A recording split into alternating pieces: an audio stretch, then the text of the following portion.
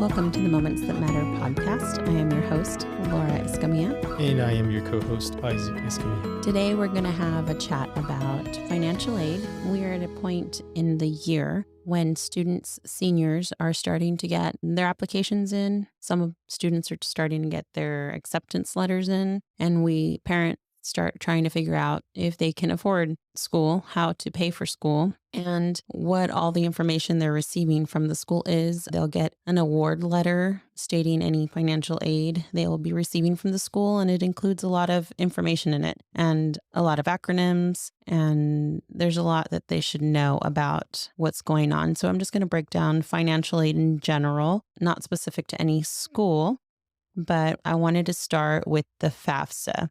Now, a FAFSA application, students should have already heard about FAFSA applications. Most of the counselors make students go through applying for FAFSA every year, their senior year. So this is a common term. The FAFSA stands for Free Application for Federal Student Aid. This is an application that is by the federal government, the U.S. Department of Higher Education, and high school seniors can start submitting online applications. Normally, it is October 1st. However, this year, they're making a lot of changes to the application and it'll open in December. We don't know what date in December, but in December of this year. So the student submits the FAFSA, not the parent, and both the student and the parent need to get an FSA ID, which is essentially login credentials for the FAFSA. And they start looking at income tax returns, which is 2 calendar years prior to the year the student started. So in this case, students are going to go in 2024. So they're going to look at 2022 income tax.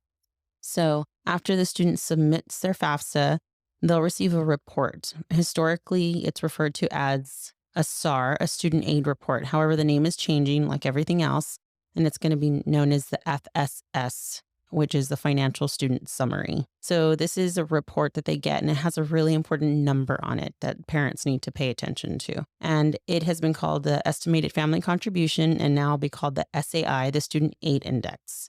So like I said, there's a lot of acronyms going around. The number on here is the amount of money the federal government has determined a family can contribute annually towards the student's college education. Okay.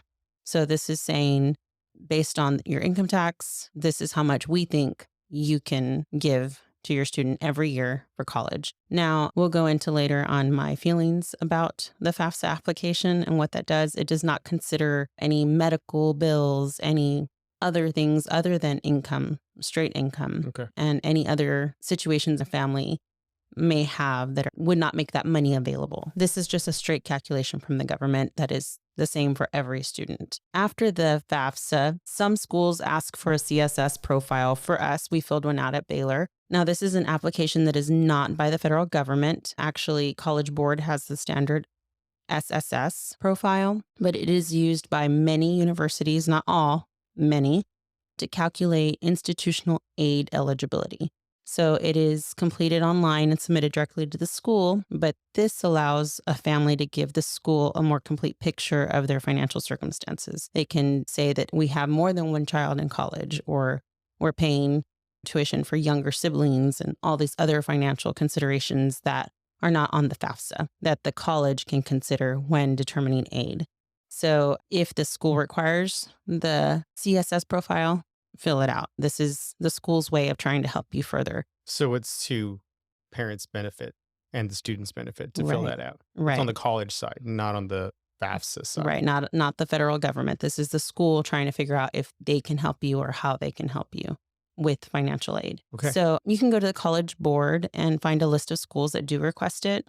Like I said, for us, for Baylor, we applied, he was accepted, and that was the next thing we had to do as part of the process is fill out the CSS report. Both the FAFSA and the CSS have very complex formulas. I wouldn't know how to calculate that. There's a lot of calculators online to try to figure that out beforehand. And there's a lot of net price calculators for schools and online and kind of help you figure out what it'll be and how much you'll pay and that kind of thing. So are those online resources, are they good enough to give you a rough estimate of where you should be or where you would be? I would say they are, but I wouldn't bank everything on it. Okay. But if you're Ballpark. Ballpark, yeah. So, the biggest thing with this is that you need to understand the cost of attendance. So, this is called the COA. The cost of attendance is essentially the sticker price for the school. Hmm. It is the tuition, the room and board, the books, personal expenses, everything it costs for your student to be at that school for the year. And financial aid will never exceed cost of attendance. It can't. So, if just number sake, if cost of attendance at a school is $40,000 and your child received all these scholarships and they end up with 45,000 in aid, they have to reject something. The school will never allow them to go beyond the cost of attendance. They have determined the cost of attendance to be everything the student needs. Like I said, books, food, room and board, transportation, everything goes into that. The cost of attendance is really important to understand. It's the sticker price. Okay.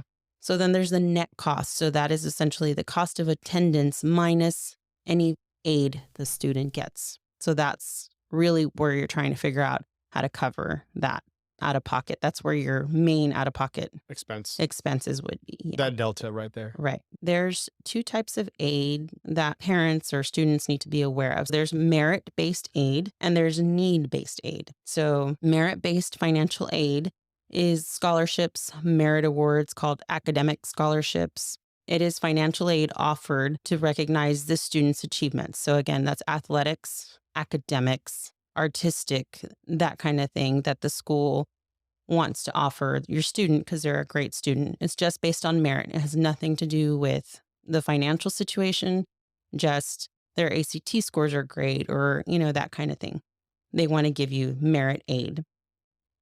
So, Okay. unlike need based aid, like I said, it doesn't consider the financial need of the student or the family. So, merit aid is a form of college financial aid that does not consider the student's financial need, but rather is awarded based on academics and special interests. And this is provided by the college itself. This is where the CSS profile comes in handy. The schools have endowments and they have all types of funding that are available, mostly at private schools. And this merit based aid is where they give out that money. Okay. And it is pretty much offered based on the overall strength of the student's admission application. And if your SAI demonstrates that your student has little to no need, meaning you don't believe you're going to qualify for Pell Grants and that kind of free aid from the FAFSA, Sure. you want to start looking at schools that offer merit-based aid. And there's lots of, like I said, online resources that you can find that out. And the school's website also tells you. Okay. So is there one repository where I could find that out, or do I have to go campus by campus You, based on you pretty much have to go the by campuses school and the and schools that I'm figure out. considering? Right. Okay. And for our case, and like I said, mostly it's with private universities. So our case, Baylor offered academic scholarship. And really what that does is it evens the playing field because on the surface, the cost of attendance looks really high. But Baylor does a great job of offering merit-based aid, as a lot of private schools do, to bring that cost, that net cost down to be comparable to a state university or something like that. Okay. So that's where merit-based aid comes into play. Now there's need-based aid, and this is where we get a little tricky. So on the other hand, students are awarded based on financial circumstances, based on the FAFSA and based on the information that the government has determined that they qualify for, a family qualifies for. So it's intended to help those who have demonstrated financial need over the cost of education. So need-based aid is not affected by academic achievements or leadership or GPA or test scores or anything of the like. They are directly based on the information you enter into FAFSA. Okay. Pell Grants are based on need. Work study is based on need. And many scholarships are based on need. You'll see a lot of scholarships who require you to be Pell Grant eligible. That's what this means. That's where that number on the FAFSA is important because you need to know that you're Pell Grant eligible or not. Okay. So I learned something very interesting very recently about work study. I always believed that work study was a job that you qualified for because of your financial need, Mhm. but you don't get any money from work study. Am I understanding that correctly? Please clarify. So work study, it's a federal work study program, allows you to earn money to pay for school by working part-time. And the college awards you a work study position as part of your financial aid package. Now, once school starts and they assign you your job, you can indicate that you want that money directly. So it could go towards the cost of attendance, of living expenses, of the personal stuff we talked about. So you can ask for that paycheck. But most of the time you work and it applies it to your tuition. Understood. It just covers your tuition and Right. university related costs. Right. So undergraduate students who do work study, they're paid by the hour and need to work minimum hours to get that money. And they'll say you qualify for $2,500 in work study. So you have to work enough hours to make that $2,500 essentially. And you'll have to accommodate that no matter what, Right, correct? right. Okay. And of course, because it's a school job, I'm sure they're they work with flexible their to a certain schedule. extent, of course. Right. So that is one type of need-based aid. And you can't just say, I want to do work study. You can get a job on campus without any regard for financial need, just a job, and that's fine. But work study specifically goes through your financial aid package. Okay, I understand that now. And there's Pell Grants. Like I said, essentially it's a grant in the form of financial aid that doesn't have to be paid back. So it is free money, essentially. And if you withdraw from school, you'll owe it back, but through a refund or what have you. But it's free money for you to go to school. And that is based solely on need. And there's also scholarships. Like I said, many nonprofits and private organizations offer scholarships to help students pay for college. And this is a type of free money. However, a lot of schools require you to be a lot of scholarships require you to be Pell Pell Grant Grant eligible. eligible so that you can apply, so that you can even meet their criteria. So look at that before applying for scholarships. I So received a you, Pell Grant when I first started college. I do remember that. yeah, and I mean, nice, you don't have to pay it back, right? But based on for your situation, single mother, 2 kids, that is the ideal person to receive free aid. That's what I was. And then there's our favorite word, loan. So, of course, a loan is money you borrow and you have to pay back with interest. So, if you apply for financial aid, you may be offered loans as part of your school's financial aid offer. And when you are offered loans, you can decline them and you don't have to accept what they're offering you. But there's several different types of loans that you'll be offered. So when you receive a student loan, you're borrowing money to attend college and you have to repay it with all that interest. And you understand when you take it that you have to repay it. Whether you finish school, whether you graduate, it's a loan, a personal loan, essentially. And there's a lot of private companies that do this. You can go to your bank, you can go to your credit union. There's a lot of college loans available, but the subsidized and unsubsidized loans that are offered through the school, that's through FAFSA, that's through the federal government. Correct. So, am I to understand that those loans may, at some point, depending on where you work, may be eligible for public service loan forgiveness or other sort of government Right. programs There are benefits to borrowing if you're from the going to government? borrow a loan, there are benefits to doing that through the school and through this process. Mostly it's that as part of the government. If you go work in community service, like you said, or you go work for the government, there's a lot of programs where after you pay for 10 years, they'll forgive the remainder of your loan. It's not going to be like you graduate and, okay, you don't have to pay it anymore, but you have to demonstrate that you're paying for 10 years. And then after that, they'll dismiss it because of your public service, essentially. So private loan through a bank doesn't offer that. No, they would not. Right. And these types of school loans also, when they go through FAFSA, there's also deferment options, forbearance options if you're having financial struggles. There's programs for that. They have programs where you can determine your payment based on a percentage of your income. So if they graduate and they're not making a lot of money immediately, they'll make a payment that they can make based on their income. And as they move up and make more money as they get older, that payment will increase based on that income. But private loans don't offer that. You start Whatever paying. the bill is whatever the bill is. Right. What you're talking about is that referred to as income-driven repayment? Right, income driven. There's subsidized and unsubsidized, and essentially that just determines that one of them you pay the interest. Interest starts accruing immediately, and the other one interest doesn't accrue until you graduate, and that's covered. So essentially, that's the only difference between them.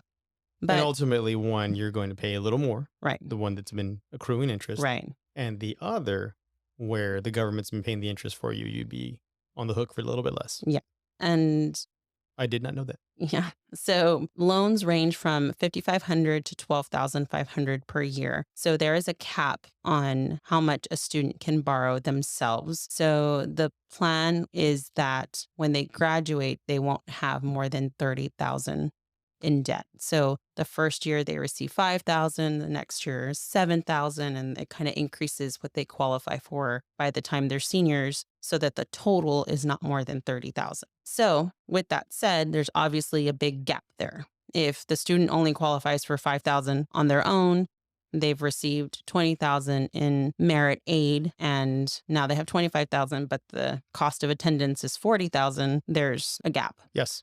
So that's when the other type of loan comes in, and it's a parent plus loan. And that loan is taken by the parent directly. And the parent is responsible for paying that upon the child's graduation. And that is really very personal for the family if they're willing to do that or not. Like I said, private loans, the student can take out and the parent can be the co-signer so that the student is the one that is on the hook for that.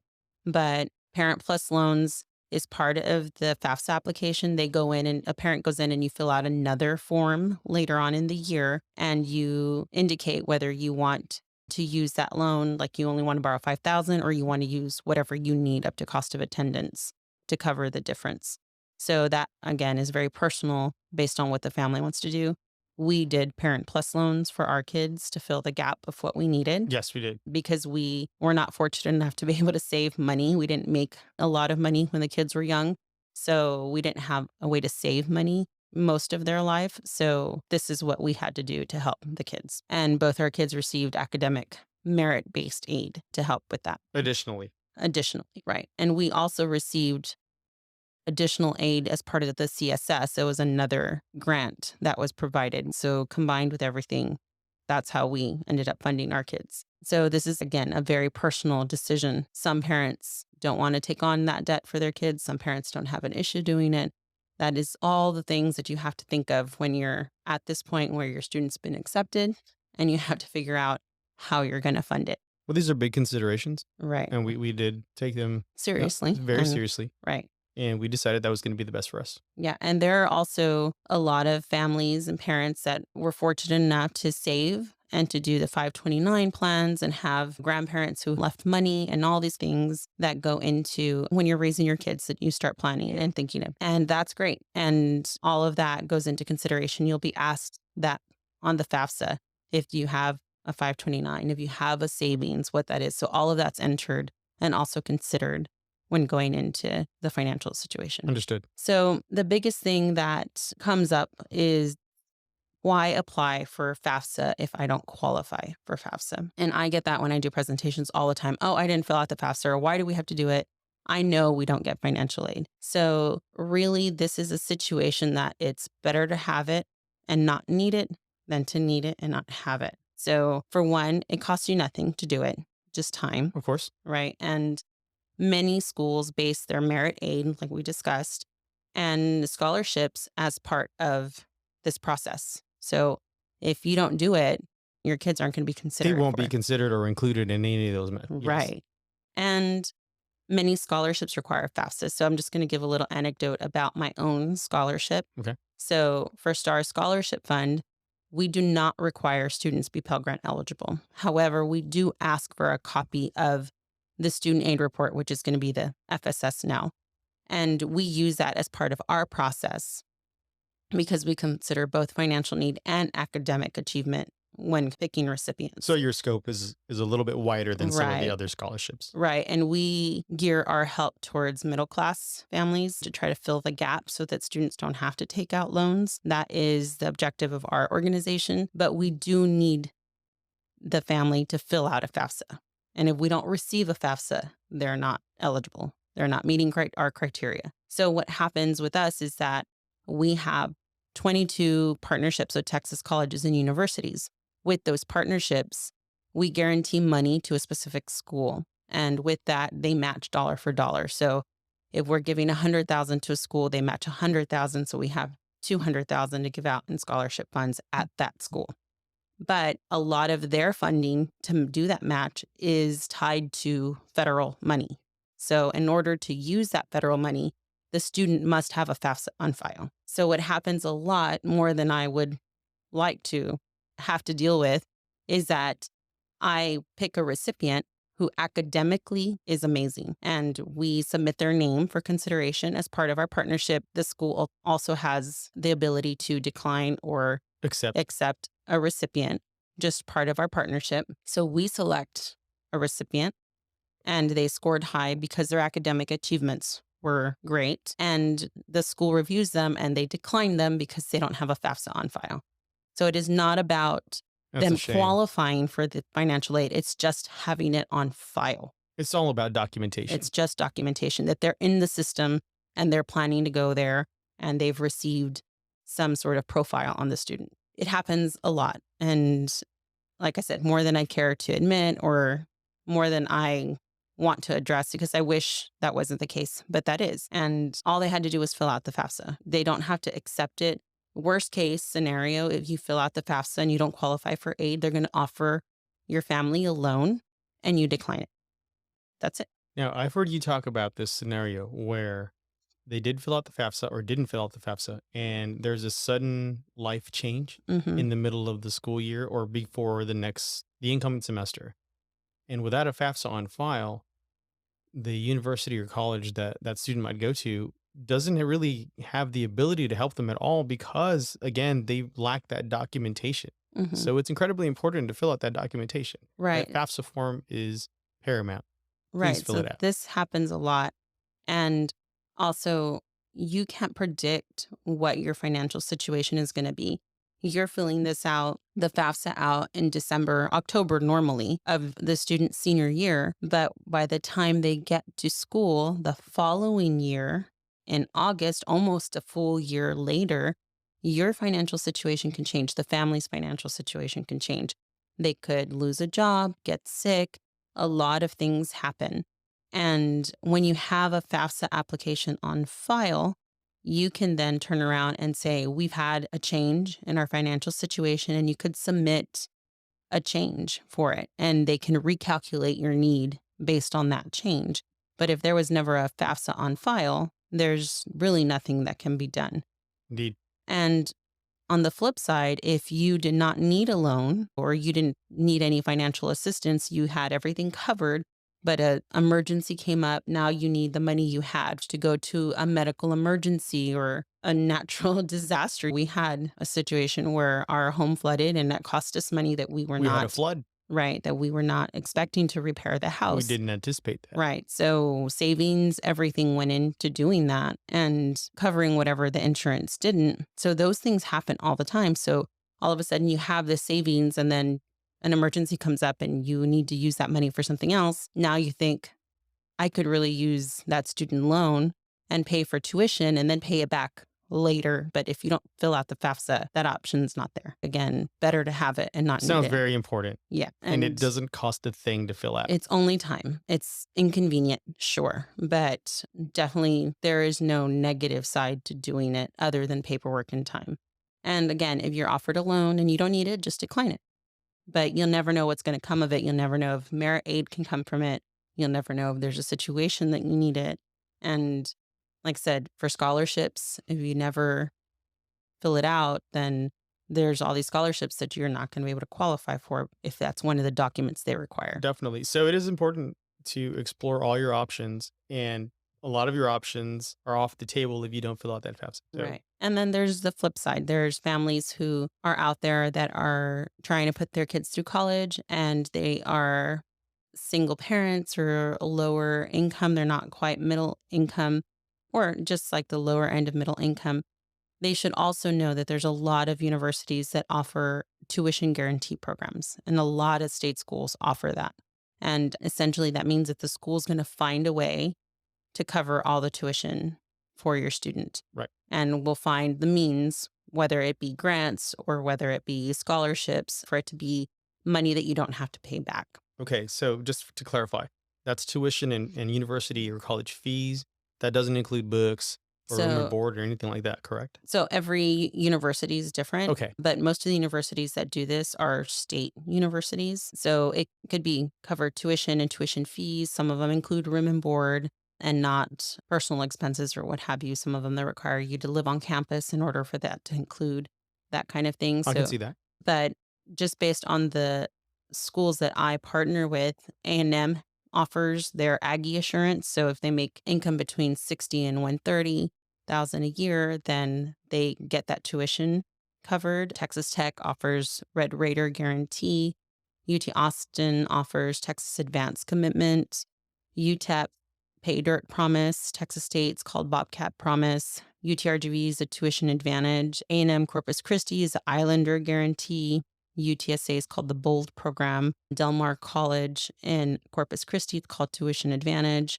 And A&M Kingsville has a Javelina Promise. So these are things if you make 65,000, some of them go up to 125,000. They help cover tuition. So even if it's just tuition, the parent only has to figure out how to cover room and board. If they're living at home, if it's a school they can commute to, then everything's covered. If they're going to UTRGV locally and they qualify for this program, all of their tuition and fees are That works out covered. really well. And That works out that's really, all you really really well. have to worry about.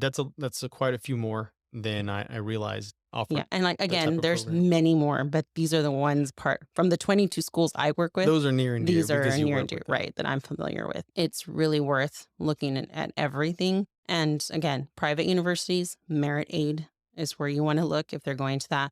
And if you're going to a state school, see if they have one of these tuition guaranteed programs. That sounds very rewarding. Now, these tuition programs for income, hmm do you need a specific GPA or just as long as you meet the requirements to be admitted to the school, would you qualify for them? At the start, they're going to look at your application just as long as you're meeting the criteria to be Okay, admitted. And like everything else, like even financial aid, grants, loans, you have to maintain a minimum GPA. right. At most schools, I think it's a 2.5 or 2.0, and then you get put on probation, what have you. But yes, you have to maintain good Of grades. course. But as far as admittance into that program, not everyone No, is guaranteed, correct? right. Because it'd have to be finite. Right. So once they're accepted to the school, then they'll find out. They'll have to submit additional documentation to really look at I their financial understand. Yeah, situation. I had them reversed. Yeah. So accepted. And then part of their financial, they'll ask for additional documentation, the CSS and that kind of stuff, and then get a really clear picture of their Of the student financial. and their financial aid. At this point, they've already been admitted to the Right. school. Right. Okay. So they don't just throw it out. Like you can say, I'm applying and I'll definitely get this. No, you have to be accepted. And then they start offering you that financial aid package, which is what's happening this time of year. Students are getting accepted. And then following that, they're going to start getting a financial aid package. Those And are forthcoming. I right. understand. And then they're going to start to see what that really looks like. And financial aid packages may start coming later for schools that don't offer merit based aid because the FAFSA was delayed. We're trying to wait and see. So I just wanted to offer some of the terms and, like I said, the acronyms that get thrown around right now that students listen to, students hear at school, but parents may not be familiar with everything and they kind of have to look it up and, what's a FAFSA? What is SAI? What are all these things?